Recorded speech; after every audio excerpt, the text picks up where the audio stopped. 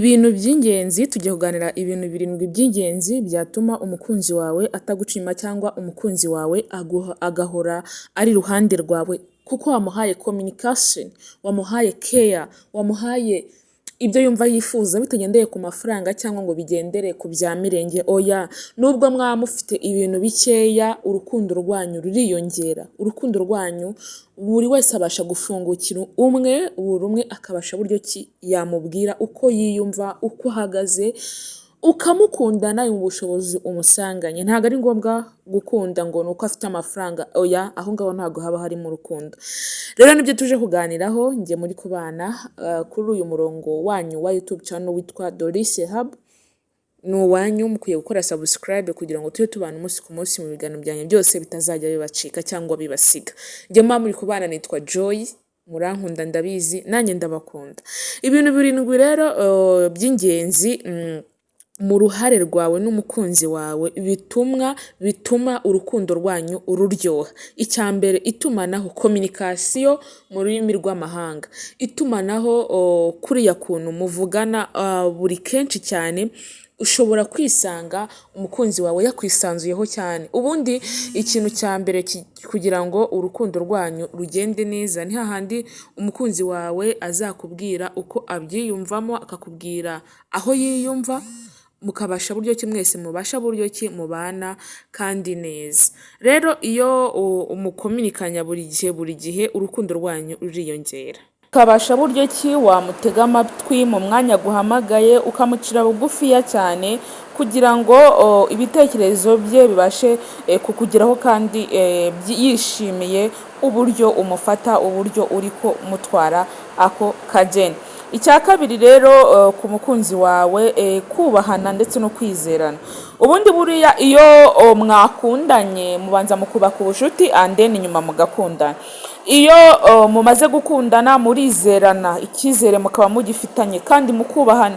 Niba umuruta mwubahe, niba uri munsi ye uwo uri mukuru mwubahe, kuko umwubahire imyaka afite, umwubahire uburyo ameze. Rero icyo cya kabiri, kubahana no kwizerana, ni ibintu bibiri bitandukanye. Umwizere nawe akwizera, umwubahe nawe akubaha. Bizarinda kubeshyanya cyangwa kukubeshya yuko yakubeshya ibintu by'ibinyoma, akagutegera amatwi akabasha kukumva. Iyo harimo kwizerana ndetse no kubahana, ibyo byose biragenda. Kwerekana yuko urwo rukundo rwanyu rurimo icyubahiro mu maso y'abandi cyangwa mu maso y'ubuzima bwanyu bwa buri munsi. Iyo yakubashye akakubahisha mu bandi, for example nk'umuhungu cyangwa umukobwa akamujyana mu nshuti zawe, ariko mukabasha buryo ki mwubahana, mutegana amatwi, urukundo rwanyu rugenda ruzamuka. Ariko cyane cyane harimo kubahana ndetse no kwizerana. Rero buri umwe wese agabasha buryo ki yafatira urugero kuri mwebwe mukundana, kuri mwebwe mwubahana. Urukundo rwanyu abantu benshi bakaba barutega amatwi, bakaba barufatiraho icyitegererezo muri rusange. Icya gatatu, kwerekana urukundo buri munsi. Kumwereka yuko buri munsi umufitiye urukundo. Ntucike intege zo kumuhamagara, ntucike intege zo kumwitaho nka sheri wawe, nk'umukunzi wawe. Niba muri mu bukene, mwihangane ubukene murimo. Ariko hari ukuntu umuntu mushobora gukundana mwese muri mu bukene, ariko umwe nabashe kwihanganira ubuzima umuntu arimo, nabashe kwihanganira ubwo bukene uwarimo, nabashe kwihanganira ubuzima amusanzemo, ahubwo akabasha kuba yamusuzugura cyangwa akamwereka yuko ari hasi ye. Biriya bintu ntabwo ari byiza.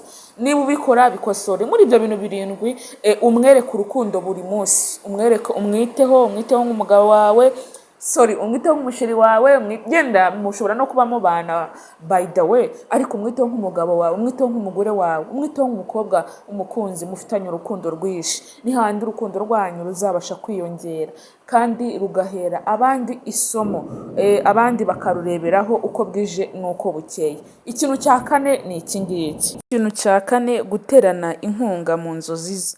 Niba umuntu akugejejeho icyifuzo cye, yenda ashaka gukora urugero, ashaka gutera imbere, akakugezaho icyifuzo cye, ntabwo umuca intege, uramwumva ukumva amarangamutima ye, wamara kumva amarangamutima ye ukamuha courage muri ibyo bintu byose agiye gukora.